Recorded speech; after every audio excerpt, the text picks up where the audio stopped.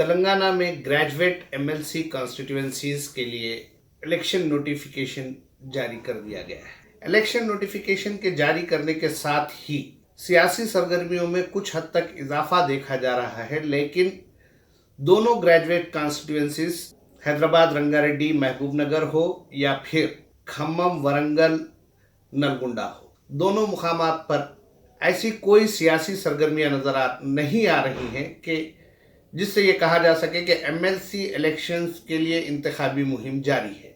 इन दोनों MLC elections में बरसर इख्तिदार तेलंगाना राष्ट्र समिति का मौक़िफ़ क्या होगा, क्या सूरत हाल का सामना टीआरएस को करना पड़ सकता है।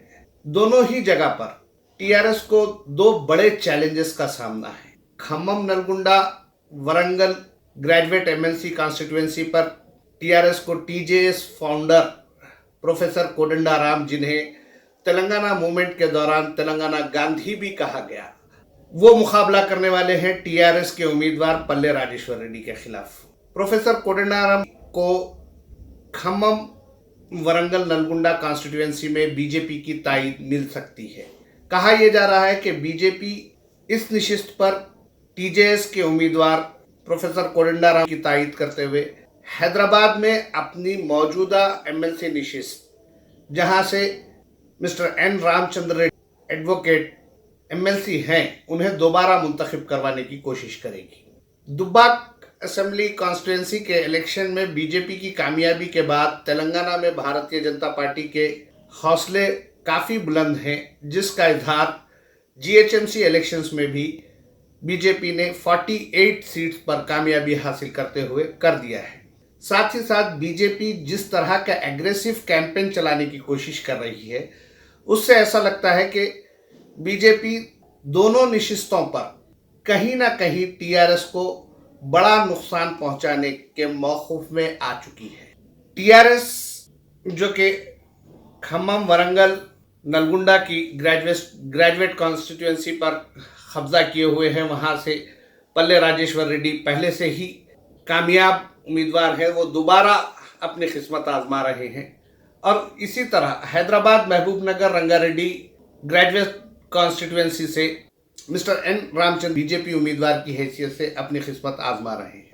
हैदराबाद रंगारेड्डी महबूबनगर ग्रेजुएट कॉन्स्टिट्यूएंसी में 5,17,000 से ज़ायद वोटर्स हैं, जो ग्रेजुएट वोटर्स हैं, जो कि एमएलसी के लिए वोट डालने का हक रखते हैं। ये वोट किस तरह से किस पैटर्न में पड़ेंगे, इसका अंदाज़ा टीआरएस को अब भी नहीं हो पा रहा है, क्योंकि एन रामचंद्र मौजूदा एमएलसी अपने वोटर्स को राग़िब करने के लिए खामोशी से मुहिम चला रहे हैं।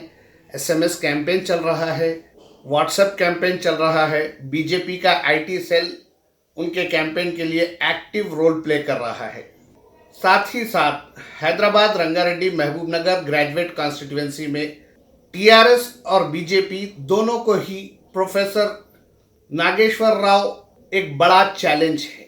प्रोफेसर नागेश्वर राव साबिक में एमएलसी रह चुके हैं, वो उस्मानिया यूनिवर्सिटी के प्रोफेसर रह चुके हैं, जर्नलिज्म डिपार्टमेंट के एचओडी रह चुके हैं, वो एक क्लीन रिकॉर्ड के हामिल शख्स हैं। इसीलिए कहा यह जा रहा है कि प्रोफेसर नागेश्वर राव बड़ी तादाद में हैदराबाद रंगारेड्डी महबूबनगर ग्रेजुएट कॉन्स्टिट्यूएंसी में वोट हासिल कर सकते हैं।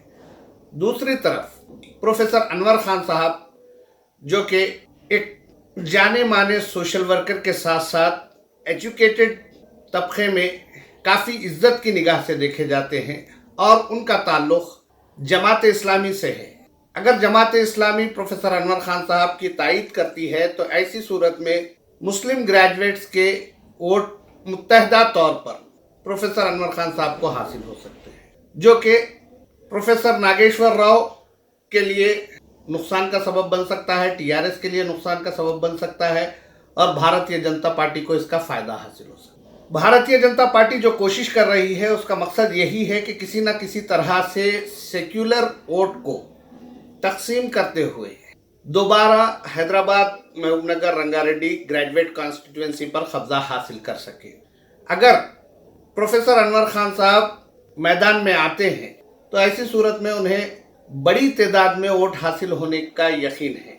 लेकिन अगर तेलंगाना राष्ट्रीय समिति प्रोफेसर अनवर खान साहब को अपना उम्मीदवार बनाने का ऐलान करती है, तो इसका फायदा टीआरएस को भी होगा और ऐसी सूरत में एक मुस्लिम एमएलसी के इंतखाब की राह हमवार हो सकती है। लेकिन टीआरएस के गोशों का कहना है कि टीआरएस फिलहाल किसी मुस्लिम उम्मीदवार को मैदान में उतारने के हक में नहीं है, क्योंकि टीआरएस का मानना यह है कि अगर मुस्लिम उम्मीदवार को मैदान में उतारा जाता है तो ऐसी सूरत में भारतीय जनता पार्टी फिरकावाराना नौइयत की सियासत को फरोग देते हुए पोलराइजेशन के जरिए एजुकेटेड तबके में भी फिरकावारियत का बीज बो सकती है। प्रोफेसर नागेश्वर राव जो कि सेक्युलर छवि के हामिल हैं और एजुकेटेड तबके के अलावा स्टूडेंट्स में काफ़ी मकबूल हैं, उनके ताल्लुक से ये कहा जा रहा है कि उन्हें लेफ्ट माइंडसेट यानी बाएं बाजू जमातों की तायद हासिल हो सकती है, मगर वो इंडिपेंडेंट उम्मीदवार के तौर पर मैदान में रहेंगे। दो प्रोफेसर्स अगर इंडिपेंडेंट उम्मीदवार के तौर पर मैदान में रहते हैं और टीआरएस किसी तीसरे का ऐलान करती है तो इसका डायरेक्ट फायदा भारतीय जनता पार्टी को होगा और एन रामचंद्र दोबारा मुंतखब हो सकते हैं। कांग्रेस ने अपने उम्मीदवार का ऐलान कर दिया है। हैदराबाद रंगारेड्डी महबूब नगर ग्रेजुएट कॉन्स्टिट्यूएंसी से जी चिन्ना रेड्डी कांग्रेस के उम्मीदवार हैं। इसी तरह खम्मम नलगुंडा वरंगल ग्रेजुएट कॉन्स्टिट्यूएंसी के लिए भी कांग्रेस ने अपने उम्मीदवार का ऐलान किया है, जो कि साबिक एमएलसी रामलू नायक हैं, जो पहले टीआरएस में हुआ करते थे।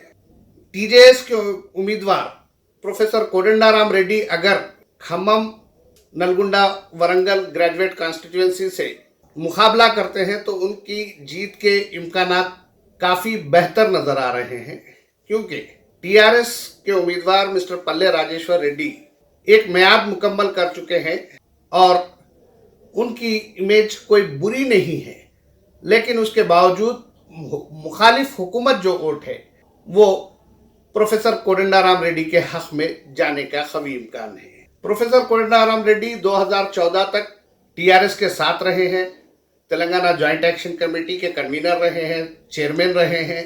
तेलंगाना मूवमेंट में काफ़ी अहम किरदार उन्होंने अदा किया, इसीलिए एजुकेटेड तबके का रुझान उनकी तरफ ज़्यादा है।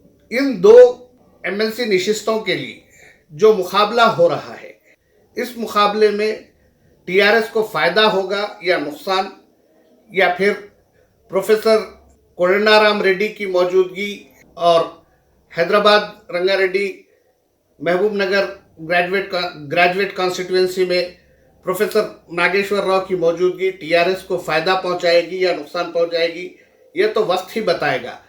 लेकिन अब जो हालात नज़र आ रहे हैं इसमें तो ऐसा महसूस हो रहा है कि दोनों ही नशिस्तों पर तेलंगाना राष्ट्रीय समिति को नुकसान का सामना करना पड़ सकता है और भारतीय जनता पार्टी को गेन होगा। भारतीय जनता पार्टी किसी भी तरह से अपने उम्मीदवारों को कामयाब कराने की कोशिश करेगी। भारतीय जनता पार्टी ने खम्मम वरंगल नलगुंडा ग्रेजुएट कॉन्स्टिट्यूएंसी के लिए अपने उम्मीदवार के नाम का ऐलान तो किया है, लेकिन 26 फरवरी तक ये नहीं कहा जा सकता कि बीजेपी का उम्मीदवार मैदान में रहेगा भी या फिर प्रोफेसर कोदंडाराम रेड्डी के हक में विड्रॉ हो जाएगा। इन दोनों एमएलसीज के इलेक्शंस के लिए 24 फरवरी नॉमिनेशन की लास्ट डेट है और 26 फरवरी विड्रॉल की लास्ट डेट है। तेलंगाना में होने जा रहे दोनों एमएलसी इलेक्शंस के लिए 14 मार्च को रायदही होगी, पोलिंग होगी, जिसमें ग्रेजुएट तबका अपने हक रायदही का इस्तेमाल करेगा और 17 मार्च को इन वोटों की गिनती अमल में लाई जाएगी। ग्रेजुएट एमएलसी कॉन्स्टिट्यूएंसीज के लिए होने वाले इलेक्शंस बैलेट पेपर पर होंगे और बैलेट पेपर को गिनने के लिए दिन भर का वक्त लग सकता है। इसीलिए कहा यह जा रहा है कि 17 मार्च को जब वोटों की गिनती शुरू होगी तो उसी दिन शाम तक रिजल्ट्स भी सामने आ जाएंगे।